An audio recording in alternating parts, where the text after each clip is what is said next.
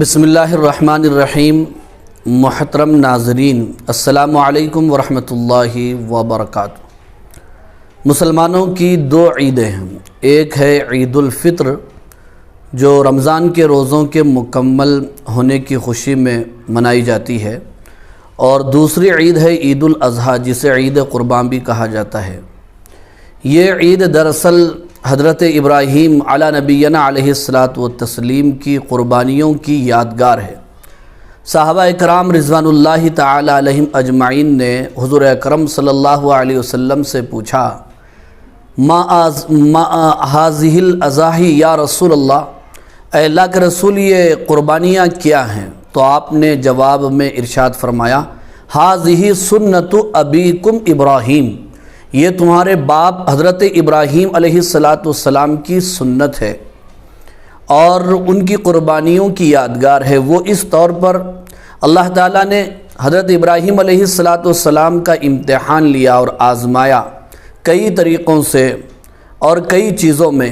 ایک امتحان تو یہ لیا گیا، حضرت ابراہیم علیہ السلام کو اللہ نے حکم دیا کہ اپنی چہیتی بیوی اور دودھ پیتے بچے کو ویرانے میں چھوڑ دو، تو حضرت ابراہیم علیہ السلام نے چھوڑ دیا۔ پھر جب وہ بچہ چلنے پھرنے کے قابل ہوا، دوڑنے کے قابل ہوا، تو حضرت ابراہیم علیہ السلام کو اللہ کی طرف سے حکم آیا اور 3 دن مسلسل خواب دیکھنے لگے کہ وہ اپنے بیٹے حضرت ابراہیم علیہ السلام کو ذبح کر رہے ہیں۔ وہ سمجھ گئے کہ یہ اللہ تعالیٰ کا حکم ہے۔ اپنے بیٹے کو بلا کر حضرت ابراہیم علیہ السلام نے کہا کہ بیٹے، انی ارا فی المنام انی اذبحک فانظر ماذا تری، میں خواب میں دیکھ رہا ہوں کہ تم کو ذبح کر رہا ہوں، لہٰذا تمہارا کیا خیال ہے یا تمہاری کیا رائے ہے؟ تو حضرت اسماعیل علیہ السلام نے فرمایا، جواب میں یوں کہا، یا ابت افعل ما تؤمر، اے والد محترم آپ کو جو حکم ملا ہے آپ اسے پورا کیجئے۔ چنانچہ حضرت ابراہیم علیہ السلام نے مینا کے میدان میں اپنے بیٹے کو لٹایا اور گلے پر چھری چلانے لگے، لیکن اللہ تعالیٰ کو صرف امتحان مقصود تھا۔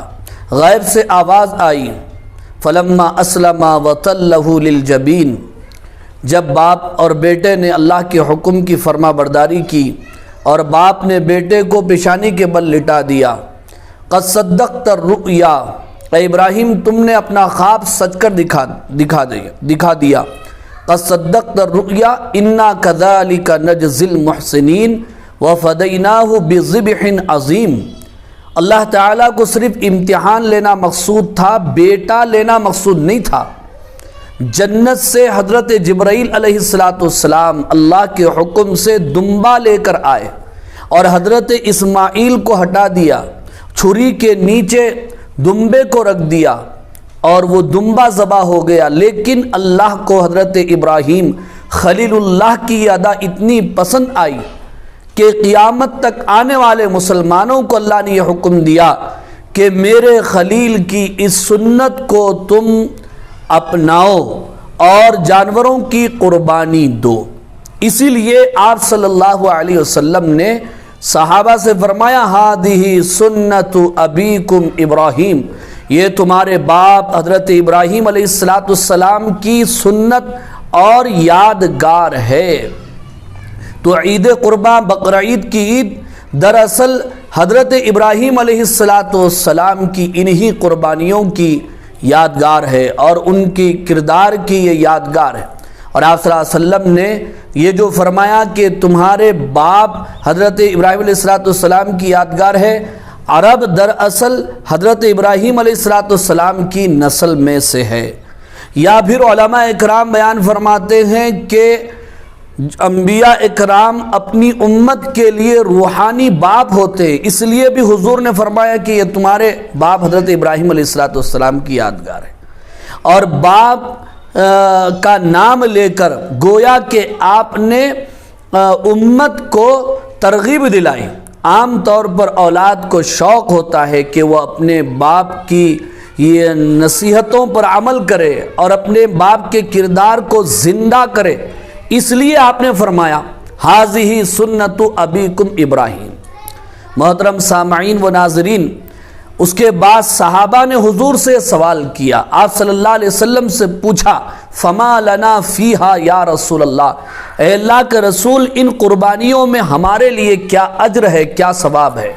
तो जवाब में आप सल्लल्लाहु अलैहि वसल्लम ने इरशाद फरमाया, बिकुल्लि शअरतिन हसना, कि कुर्बानी के जिस्म पर जितने बाल हैं, हर बाल के बदले में अल्लाह कुर्बानी देने वाले को एक नेकी अता फरमाते हैं। यहाँ तक कि सहाबा ने सवाल किया, फमस्सूफ, ऊन का क्या हाल है? तो आपने जवाब में यह भी फरमाया कि अगर किसी जानवर के जिस्म पर ऊन है तो हर रोए रोए के बदले में अल्लाह कुर्बानी देने वाले को सवाब अता फरमाते हैं। एक हदीस के मफ़हूम में ये तक आता है कि कुर्बानी के जानवर का खून ज़मीन पर गिरने से पहले अल्लाह ताला कुर्बानी देने वाले की मग़फ़िरत का ऐलान फरमा देते हैं। इतना बड़ा अज्र व सवाब है। लिहाजा मुसलमानों को चाहिए कि जिन्हें अल्लाह ने इस्तिताअत दी है, क़ुव्वत दी है, जिनके पास माल है, जैसा कि मसला है कि किसी मुसलमान के पास 52.5 तोले चांदी की मालियत है, सोना चांदी मिलाकर या नकद रकम मिलाकर, या कहीं से कर्ज आना हो, या फिर खुद मुसलमान के घर में ज़ायद इतना माल है जिसे वो साल भर में एक मरतबा भी इस्तेमाल नहीं करता, जैसे कपड़े हैं या रखे हुए बर्तन हैं, ज़ुरूफ़ हैं वगैरह वगैरह, साल भर में एक मरतबा उनके इस्तेमाल की नौबत नहीं आती, और उनकी कीमत 52.5 तोले चांदी के बराबर है, कर्जा वगैरह निकाल कर, तो ऐसे मुसलमान पर कुर्बानी वाजिब हो जाती है, देना ज़रूरी हो जाता है उसके लिए। आप सल्लल्लाहु अलैहि वसल्लम ने वही सुनाई, मन वजदा सा वलम युज़ही फला यक़रबन्ना मुसल्लाना, जिसके पास कुर्बानी की क़ुव्वत और ताकत हो और वो कुर्बानी ना दे तो वो हरगिज़ ईदगाह को न आए। कितनी नाराज़गी का इजहार फरमाया। लेकिन आजकल अजीब हाल है, मुसलमान कुर्बानी ना देने को गुनाह ही नहीं समझ रहे हैं। अपनी मर्ज़ी में आया तो दे दिए और अपनी मर्ज़ी में नहीं आया तो नहीं दे। और ये भी गलतफहमी आम हो चुकी है कि पूरे घर की तरफ से एक कुर्बानी काफ़ी है। ऐसी बात नहीं है। घर में जितने बालिग हजरात हैं जिनके ऊपर नमाज फ़र्ज़ है, जिस तरह वो अलग अलग नमाजें अदा कर रहे हैं, अलग अलग रोज़े रख रहे हैं, अलग अलग हज कर रहे हैं, अलग अलग ज़कात दे रहे हैं, उसी तरह हर साहिब निसाब पर कुर्बानी वाजिब होती है। दूसरी बात यह है ईद कुर्बान के सिलसिले में कि ईद की नमाज की सुन्नतें क्या हैं, या ईद के दिन के मसनून आमाल क्या हैं। आजकल ईदें तो मनाई जा रही हैं लेकिन सुन्नतों को ज़िंदा नहीं किया जा रहा है। असल में ईद तो दीन पर चलना है, शरीयत पर चलना है और सुन्नतों को ज़िंदा करना है। हदीस में आता है, फितनों के दौर में जो एक सुन्नत को जिंदा करेगा अल्लाह उसे 100 शहीदों का सवाब अता फरमाते हैं। तो ईद के दिन मसनून आमाल में से एक ये है कि सबसे पहले जल्दी सवेरे सुबह में नींद से बेदार हो जाए, उसके बाद मिसवाक करे, सुन्नत के मुताबिक गुस्ल करे, कपड़ों में जो अच्छे कपड़े हैं वो पहने, खुशबू लगाए, तेल लगाए और ईदगाह को पैदल जाए, तकबीरात तशरीक़ पढ़ते हुए जाए। ईद उल फित्र में तकबीरात तशरीक़ आहिस्ता पढ़ी जाती हैं और ईद कुर्बा में जब आप ईदगाह को जा रहे हों या ईद की नमाज पढ़ने के लिए मस्जिद को जा रहे हों, बुलंद आवाज़ से तकबीरात तशरीक़ पढ़ना चाहिए। अल्लाहु अकबर, अल्लाहु अकबर, ला इलाहा इल्लल्लाह वल्लाहु अकबर, अल्लाहु अकबर वलिल्लाहिल हम्द। इसी तरह ईद कुर्बान यानी बकरा ईद की जो सुन्नतें हैं उसमें एक सुन्नत ये है कि जो कुर्बानी देने वाले हजरात हैं वो उस दिन अपना खाना पीना अपने कुर्बानी के गोश्त से करे तो बेहतर है और सुन्नत है। लेकिन कोई मजबूर है, बीमार है, शुगर का मरीज़ है या वो भूख को बर्दाश्त नहीं कर सकता है तो फिर वो पहले भी खा सकता है। इसी तरह ईद के मसनून आमाल में सुन्नतों में से ये भी है, एक रास्ते से जाए और दूसरे रास्ते से वापस आए। عید کی نماز کا طریقہ بھی سن لیجئے۔ عید کی نماز کا طریقہ بھی بالکل آسان ہے۔ سب سے پہلے ہم نیت مان لیں کہ میں 2 رکعت واجب نماز عید الاضحیٰ کی پیچھے اس امام کے 6 زائد تکبیروں کے ساتھ پڑھتا ہوں۔ پھر اس کے بعد امام صاحب تکبیر تحریمہ کہتے ہیں، ہم بھی اللہ اکبر کہہ کر تکبیر تحریمہ باندھ لیں۔ اس کے بعد امام صاحب ثنا پڑھیں گے، ہم بھی ثنا پڑھیں۔ اس کے بعد 3 تکبیرات زوائد ہوتی ہیں، اللہ اکبر، امام صاحب بھی ہاتھ اٹھائیں گے، ہم بھی ہاتھ اٹھائیں گے، پھر اس کے بعد ہاتھ چھوڑ دیں۔ پھر دوسری مرتبہ اللہ اکبر، ہم بھی ہاتھ اٹھائیں، تکبیر کہیں، ہاتھ چھوڑ دیں۔ تیسری تکبیر میں تکبیر کہیں، ہاتھ بھی اٹھائیں، لیکن اب ہاتھ چھوڑنے کی ضرورت نہیں ہے، ہاتھ جو ہے باندھ لیں۔ اس کے بعد امام صاحب سورہ فاتحہ پڑھیں گے، ضم سورہ پڑھیں گے، رکوع اور سجدہ ہوگا۔ البتہ دوسری رکعت میں امام صاحب پہلے قرات کریں گے، اس کے بعد رکوع میں جانے سے پہلے 4 تکبیرات کہیں گے، جن میں 3 تکبیرات زوائد ہوں گی اور 1 رکوع کی تکبیر ہوگی۔ پھر حسب معمول اس طرح نماز ادا کی جائے گی، اس کے بعد خطبہ دعا وغیرہ ہوگی۔ یہ عید کی نماز کا آسان طریقہ ہے۔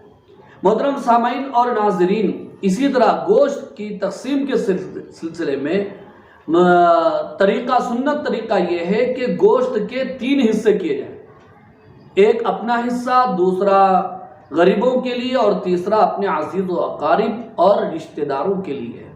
اور اس میں خاص طور پر یہ بات یاد رکھے، اللہ تعالیٰ نے گوشت کی نعمت ہمیں عطا فرمائی، الحمدللہ سال بھر ہم گوشت کھاتے رہتے ہیں، لیکن دیکھنے میں یہ آتا ہے کہ قربانی دینے والے لوگ گوشت کی تقسیم میں صحیح تقسیم نہیں ادا کرتے۔ اپنے لیے اچھا گوشت رکھ لیں گے صاف اور غریبوں کے لیے جو گوشت صحیح نہیں ہے وہ غریبوں کے لیے ہوگا۔ تو یہ تقسیم اللہ کو محبوب نہیں ہے، پسندیدہ نہیں ہے۔ اللہ نے قرآن مجید میں خود بیان فرمایا، لَن يَنَالَ اللَّهَ لُحُومُهَا وَلَا دِمَاؤُهَا وَلَكِنْ يَنَالُهُ التَّقْوَى مِنْكُمْ۔ تمہارا گوشت اور خون ہرگز اللہ کو نہیں پہنچتا، تمہارا تقوی اللہ کو پہنچتا ہے، تمہاری نیت اللہ کو پہنچتی ہے، تمہارا خلوص اللہ کو پہنچتا ہے۔ اس لیے صحیح تقسیم ہونا چاہیے، غریبوں کو گوشت صحیح جو ہے پہنچنا چاہیے۔ تو یہ ہے بقرعید کے چند مسائل یا اس کا پس منظر یا اس کی تاریخ۔ اور اس قربانی دینے کا مقصد کیا ہے؟ قربانی دینے کا مقصد یہ ہے کہ مسلمان کے اندر پوری زندگی گزارنے میں قربانی دینے کا جذبہ پیدا ہوا کہ حضرت ابراہیم علیہ السلام نے فرمایا۔ اور قربانی کرنے کا آسان طریقہ وہ بھی سن لیجیے۔ ویسے مسئلہ یہ ہے جو قربانی دے رہا ہو وہی اپنے ہاتھ سے وہ قربانی دے، وہ دے نہیں سکتا، اس کو تجربہ نہیں ہے، تو دوسرے بھی اس کی طرف سے قربانی کر سکتے ہیں۔ جانور کو قبلہ رخ لٹا دیا جائے، اس کے بعد قرآن مجید کی وہ 2 آیتیں جو مشہور ہیں پڑھی جائے، انی وجہت وجہی للذی فطر السماوات والارض حنیفا وما انا من المشرکین قل ان صلاتی ونسکی ومحیای ومماتی للہ رب العالمین لا شریک لہ وبذالک امرت وانا اول المسلمین۔ پھر بسم اللہ اللہ اکبر کہہ کر جانور کو ذبح کیا جائے۔ لیکن ایک مسئلہ خاص طور پر یاد رکھیں کہ جتنے لوگ جانور کو ہاتھ لگائیں وہ بھی ساتھ میں بسم اللہ اللہ اکبر 1 مرتبہ کہہ لے بہتر ہے۔ اور وہ لوگ جو چھری کو ہاتھ لگا رہے ہیں، کتنے لوگ بھی ہاتھ لگائیں، سب کو بسم اللہ اللہ اکبر پڑھنا ضروری ہے، ورنہ پھر قربانی صحیح نہیں ہو۔ اسی طرح جس وقت قربانی دے رہے ہوں تو جانور کی 4 رگیں کٹنی چاہیے۔ ایک رگ سانس لینے کی ہوتی ہے اور دوسری رگ کھانے اور پینے کی ہوتی ہے۔ اس کے علاوہ اور 2 رگیں شہ رگ کہلاتی ہیں جو خون کے پاس ہونے کے لیے ہوتی ہیں، ان 4 رگوں کا کٹنا ضروری ہے۔ ان میں سے اگر 1 نہ کٹے 3 کٹ جائے تب بھی قربانی ہو جاتی ہے، اگر 2 کٹے اور 2 نہ کٹے تو قربانی نہیں ہوتی، اس کا بھی لحاظ رکھیں۔ اسی طرح مسلمانوں سے یہ بھی گزارش ہے، بہتر یہ ہے کہ جانور ٹھنڈا ہو جائے اس کے بعد چمڑا نکالا جائے۔ ہمارے قریشی حضرات بڑی گڑبڑ کرتے ہیں، جانور کو ٹھنڈا ہونے نہیں دیتے، اس سے پہلے ہی چمڑا نکالنا شروع کر دیتے ہیں۔ یہ مکروہ ہے، بہتر نہیں ہے، اس سے جانور کو ایذا اور تکلیف پہنچتی ہے۔ گزارش یہ ہے کہ اس بات کا خاص خیال رکھیں۔ بہرحال یہ چند باتیں تھی. عید کے موقع پر ایک اور بات بھی یاد آ گئی. یہ گزارش ہے سارے مسلمانوں سے کہ ہندوستان کے حالات میں ہمیں پھونک پھونک کر جو قدم رکھنا ہے. آج کل تو اور بھی احتیاط کی ضرورت ہے. اور ویسے بھی اسلام میں یہ کہا گیا کہ مسلمان وہ ہوتا ہے جو اپنے ہاتھ اور پیر سے کسی اور کو تکلیف نہیں دیتا.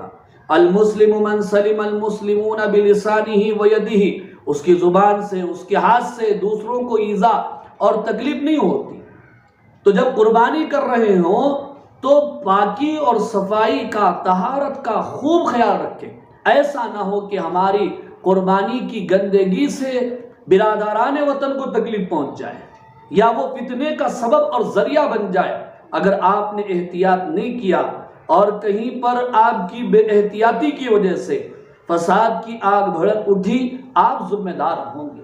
اس لیے خدا را احتیاط کیجئے، صفائی کا خاص خیال رکھیے. صفائی آدھا ایمان ہے، الطہور شطر الایمان. خود بھی محفوظ رہیے اور دوسروں کو بھی محفوظ رکھیے. دعا کیجئے کہ اللہ تعالی ہمیں ان تمام باتوں پر عمل کرنے کی توفیق عطا فرمائے. وآخر دعوانا ان الحمد للہ رب العالمین.